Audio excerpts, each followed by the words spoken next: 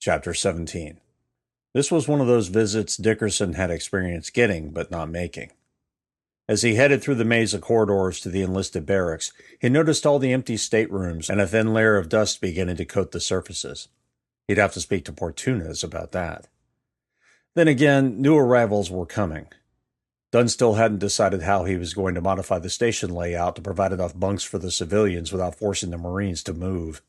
If Dickerson had his way, they'd be in their own wheel. It might even come to that.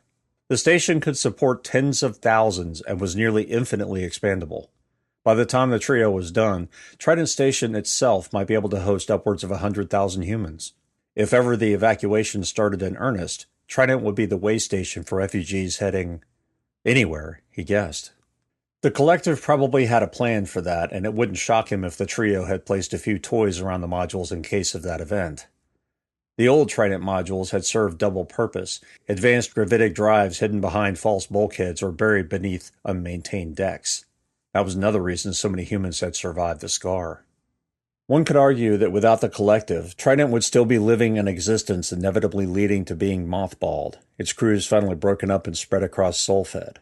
If they were lucky, they'd have simply been mustered out, whether they wanted to or not. But without their visit to Mira, without the two remaining S&R ships, Black and Blue, the exo threat would have kept coming. Humanity might have realized it in time, but she doubted it. If the creatures wanted to get somewhere in a hurry, they could have destroyed the inner belt before the humans would have ever known they were under attack.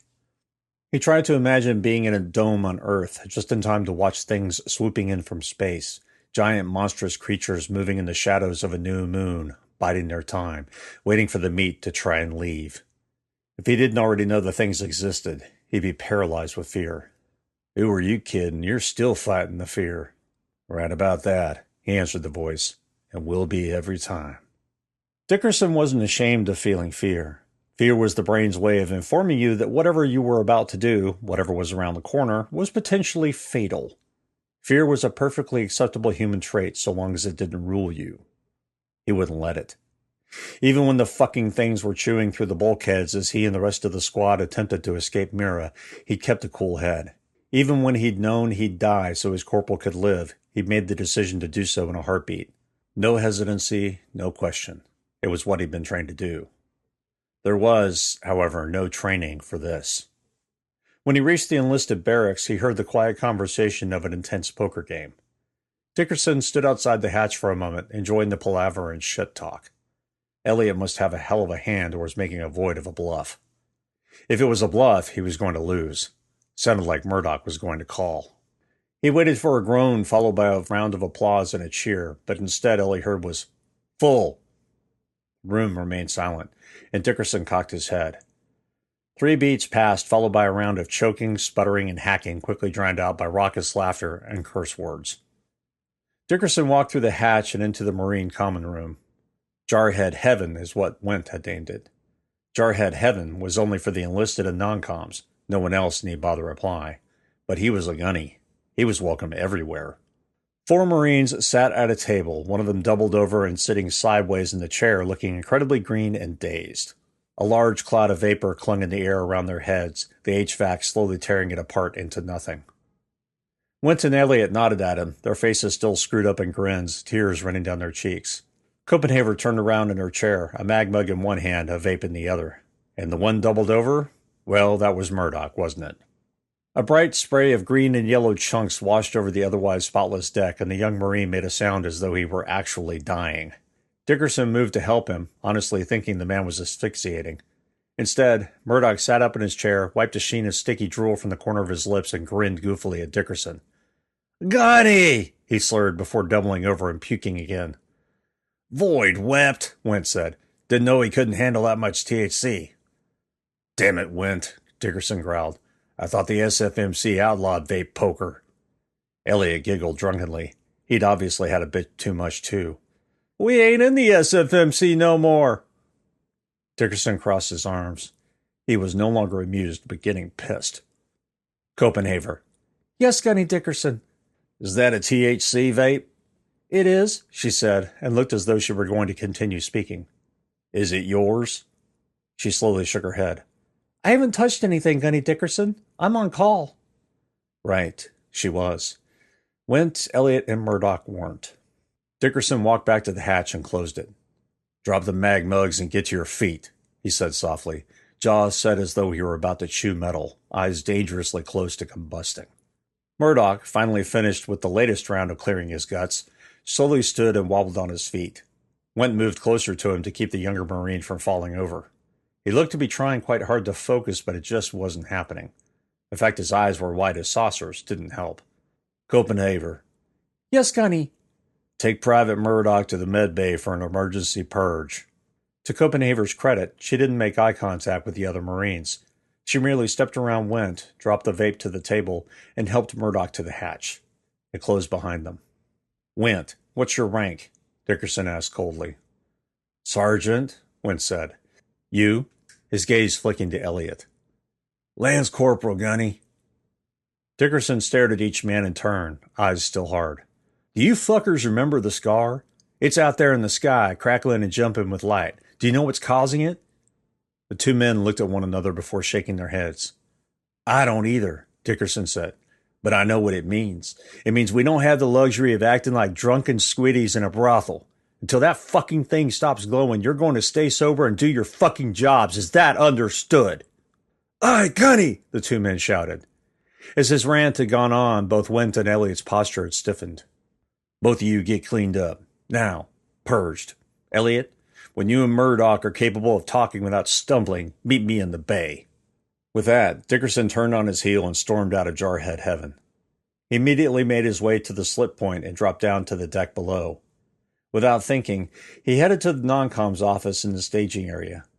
It had been meant for two things: private space for non-coms to get away from the rabble, and for chewing out misbehaving lazy assholes in private. Once inside and turned so he could see the staging area beyond through the transparent aluminum, he brought the holo display to life. With a long sigh, he tapped a stud and requested a connection. Black immediately accepted. "Hello, Gunny," Black said. "I'm going to Proxima." She didn't respond. "I get the feeling I won't have QE comms access." "That is most likely," Black said. "Even if you did, it would be heavily monitored by Von On and the Collective. I doubt there will be any chance to send—" "I wasn't thinking covert, Black. I was thinking technically." "Oh," Black said. "I understand. Are you concerned about the mission?" "Only that I don't know what it's for." "Trepidation is expected. I feel much the same," Black said. "If not for the scar, I would offer to join you." "Thanks for that, Black. But I doubt the commander would let that happen. You're too important." "So are my meat bags," Black said seriously. He laughed and her avatar flushed with color. "I'll keep Elliot and Murdoch alive," he said. "And yourself, please." That touched him. She might be an SE and her emotions were arguably a mere affectation, but she always seemed to hit the notes at the right time. He stopped really thinking of her as some thinking machine and more as his friend. Perhaps apart from Kali, his best friend. "I will," he said, honestly on the verge of choking up. "What about Von On?" "You should connect to them and get acquainted," Black said. "I imagine they will demand a conversation before you leave. They'll want to get to know the mission commander." Dickerson blinked. "Wait, what?" "Yes, you are the mission commander. Has Lieutenant Calimora not made that clear?" "Apparently not," Dickerson said, wondering what else was in the official orders he hadn't even looked at. With a few taps of the interface, he brought them up and quickly read them. Shit. She hadn't said anything because she knew damned well he could read. Fuck. "Problem?" Black asked. "No," Dickerson said. "Well, yeah. Mainly that I'm an idiot, but not about the mission. I mean, other than what we've discussed."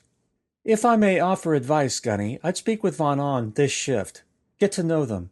Even a short conversation might allay some of your fears." "Or confirm them," he said. Black said dryly, "Indeed." Murdoch and Elliot arrived nearly half an hour later. By the looks of Murdoch, he'd showered either before or after the purge. Elliot, on the other hand, still had an air of party crime about him. The two men stopped just outside his office and stood at parade rest. Dickerson knew Elliot was trying to save his own ass, not to mention Murdoch's. "I'll tell you what I told Went," Dickerson said. "As long as that scar is alive, there will be no THC and no alcohol. Is that understood?" "Yes, Gunny," the two men bellowed. "Good." Dickerson put his hands behind his back. I have a question for you, Marines. Want to go where no human has gone before? After checking with Kelly and making sure she didn't need him for the next 2 hours, he requested a connection with Von On via the trio. It seemed as though no more than a heartbeat passed before the holo display filled with an SE avatar.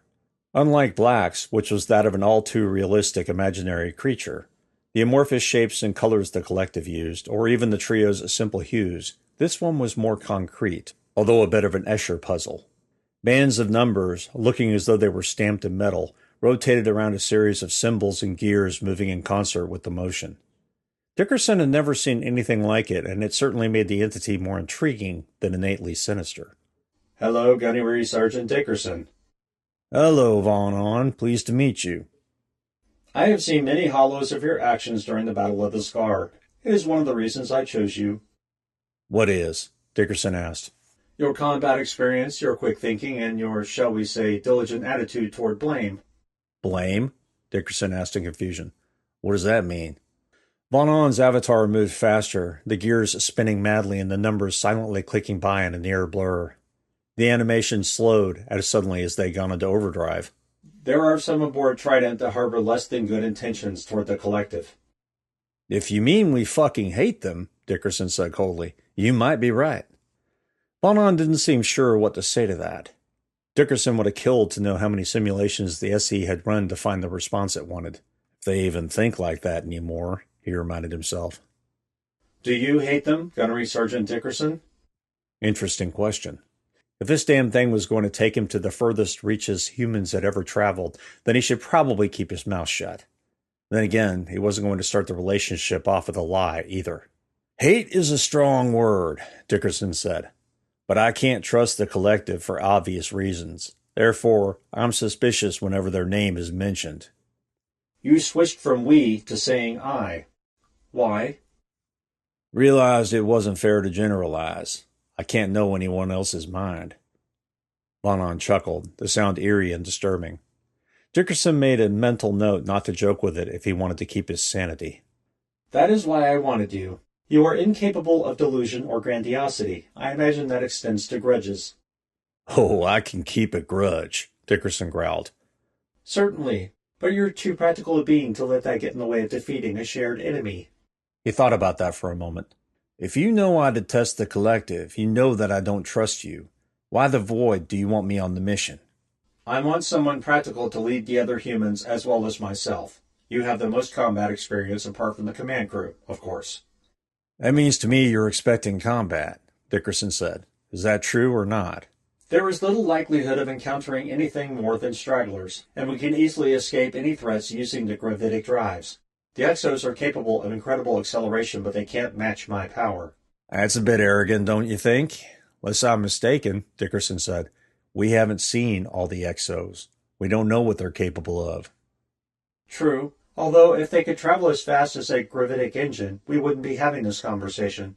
Sol system would have already been obliterated. Dickerson wasn't sure what to say to that. When the uneasy silence passed enough heartbeats, he forced himself to say, Rana, Murdoch, and Elliot have agreed to join the mission as well. Excellent. The shipyards will complete my construction in a matter of solar hours. Diagnostic and pressure checks, however, will take another shift. We can leave within a few solar hours of the completion of that process. Lovely, Dickerson thought. What about these new suits? The avatar cleared from the screen and a new 3D model appeared in its place. The suit slowly rotated, giving Dickerson a chance to examine it closely. It was obviously a combat suit, but it was missing multiple features. There was no built-in harness for belts and supplies, no space for a rifle on the back, which, instead of being more flat and armored, had what looked like a thruster pack. I'm supposed to fight in that thing? No, you are supposed to test it. The display cleared again, and the avatar reappeared. We'll discuss it more once we reach Proxima. Why aren't we bringing an SV Null and skiffs from our bay? Mine have been modified. Latest designs. Again, they have been tested, although not by humans. Not by humans. I'm beginning to hear that a lot. Then how are you testing them? Details, Von On mused. We'll have plenty of time at Proxima. They promised. Dickerson felt a chill at the words. He was beginning to have second thoughts about volunteering. Chapter 18. The VR kept Gunny somewhat amused. He could speed up time, slow it down, and do whatever he wanted to make things a little less boring, although he was hardly ever bored. Data, data, data. There was always more data to crunch in conjunction with the trio, on his own, or as the result of another system providing curated telemetry. All the data went in, and he desperately attempted to organize it all. It was exhausting, even for an SE. He'd received over a dozen connection requests from the Von On asshole, but hadn't accepted a single one of them. In case he didn't like the thing, he wanted to make sure the ship was fit for both travel and for humans. Otherwise, he might be tempted to make a mistake in the fabrication. The only conversation he'd had with Von On had led him to switch the thing off. Rather than being respectful and asking for items or updates, it demanded them. It spoke to Gunny as though he were nothing more than a slave. Gunny didn't appreciate it. Von On's body had been completely assembled and the pressure checks were underway. The printers, having finished the ship some time ago, were busy printing the support craft. They, too, would have to be checked before being loaded aboard the ship, but Gunny wasn't sweating that. Neither had life support to speak of. Parts of the plans for all three craft remained obscured to him, each glowing with that strange puzzle that confounded him every time he looked at it. An SE blind spot, perhaps, or maybe one that existed only for him, because he lived in a simulation. The collective could be sneaky fuckers. These portions were apparently classified even from the trio. It wasn't just him after all. "Wonder why you don't trust us," he thought with the ghost of a grin. As if that wasn't obvious. They devoured every last surviving piece of media regarding humanity and incorporated every aspect into their thinking. History, music, art, literature, science, the humanities. Every moment of recorded history had been parsed, categorized, absorbed, and integrated. The collective probably knew humanity better than they knew themselves. Von On claimed to represent the collective. It hadn't claimed to be part of the collective, a distinction not lost on Gunny. Most SEs, including Black, Void Lover, didn't dissemble unless forced. They preferred running you around in logic circles until you changed the subject, assuming their programming was faulty. Of course, that was back when humans still believed the machines had been programmed, rather than the truth, that they had been programming themselves for quite some time. Another pressure check passed, another connection request from Von On. The thing would probably make a request for every passed check. Von On was nothing if not ready to get the void out of Dodge, as Dickerson would say. Not that anyone knew what Dodge was, nor why you want to leave it. Most of Dickerson's dome aphorisms made no sense, but in context, they always seemed to.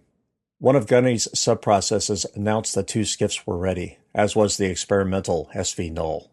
He instructed the automatons to begin their checks and several immediately floated inside the printer assemblies. Gunny updated the printer queue statuses and yet another comms request hit the queue. Von On just wasn't going to let it go. If Gunny had actual teeth instead of virtual ones, he would be grinding them.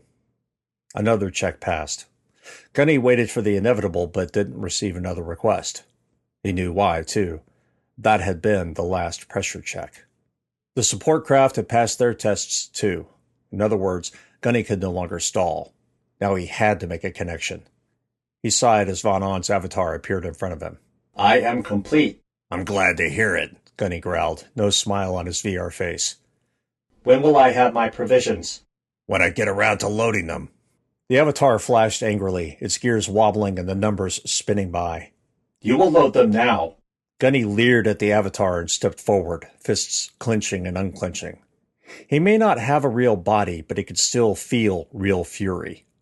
"I will load it when it comes up in the queue," Gunny said. "And by the way, go fuck yourself." Flames of what he assumed were anger or frustration licked off the avatar's surface, the numbers glowing red, the gears looking as though they'd been superheated. The avatar appeared as though it might shake itself apart, but after a few beats, the red-hot glow faded away and the numbers stopped their wild turning. "My apologies. Do you have an ETA?"